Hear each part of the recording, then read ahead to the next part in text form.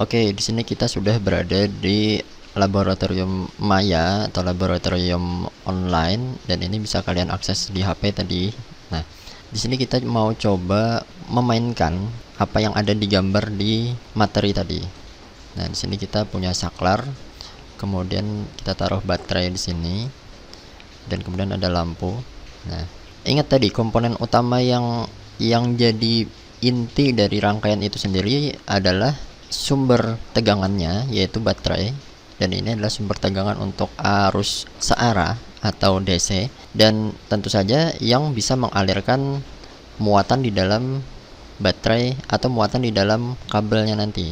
Sebetulnya di dalam kabel ini sendiri dia sudah ada muatan, di dalam saklar ada muatan, di dalam lampu pun ada muatan, tapi muatannya ini jika tidak dihubungkan dengan suatu sumber tegangan, muatannya ini akan diam saja. Nah, supaya muatan ini bisa mengalir atau bergerak, dia perlu dihubungkan dengan sumber tegangan. Ini kan kalau kita lihat nih, muatannya diam semua dan tandanya negatif-negatif semua, karena yang bisa mengalir itu adalah muatan negatif atau elektron, ya. Oke, seperti ini kan rangkaiannya. Nah, sekarang kalau kita lihat, kita nyalakan, dalam arti kita tutup saklarnya. Nah, kita lihat di sini arusnya, bukan arus ya. Kita lihat di sini muatannya mengalir, dan dia mengalirnya itu.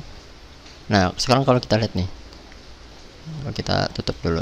Kan kemarin ada disampaikan bahwa arus listrik itu mengalir dari kutub positif ke kutub negatif. Sebetulnya itu bukan jadi patokan khusus, karena di sini kalau kita lihat baterai itu bagian kepala kan yang positif ya kan, dan yang negatif adalah yang bagian bawah.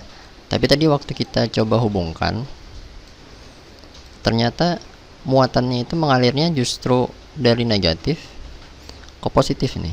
Nah, ini sebenarnya pembahasannya kemarin sudah ada di video yang kita tampilkan di pertemuan sebelumnya. Kalian bisa coba lihat lagi, dan nanti akan Bapak tarikkan sebabnya kenapa, tapi kalian bisa coba lihat sendiri dulu. Di sini ada beberapa komponen ya kan, ada baterai, ada lampu, saklar, dan kabel.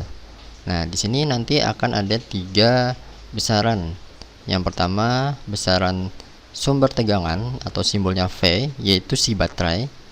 Kemudian ada arus listrik. Arus listrik ini adalah ya ini tadi, muatan yang mengalir ini.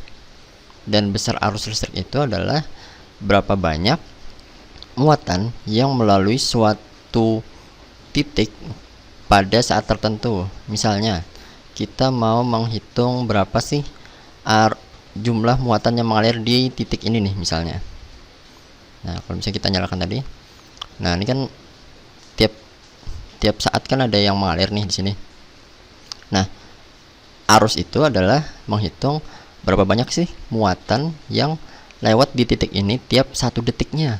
Nah, jadi hitungannya tuh per detik. Bagaimana cara menghitungnya? Kita bisa saja ambil satu angka yang lebih besar. Misalnya kita mengukur dalam waktu 10 detik misalnya. Jadi dihitung dari detik 1, 2, 3 dan seterusnya sampai detik ke 10, itu ada berapa buah bulat-bulatan yang lewat di sini. Nah, kalau misalnya anggap misalnya ada 10 muatan yang lewat di sini dalam waktu 10 detik tadi, berarti arusnya itu adalah 10 muatan tadi atau 10 kolom dibagi 10 detik. 10 kolom dibagi 10 detik, 10 bagi 10 hasilnya 1 kan. Nah, berarti kalau datanya seperti itu tadi, maka arus yang mengalir di sini adalah 1 ampere. Nah, seperti itu. Itu konsep arusnya sendiri.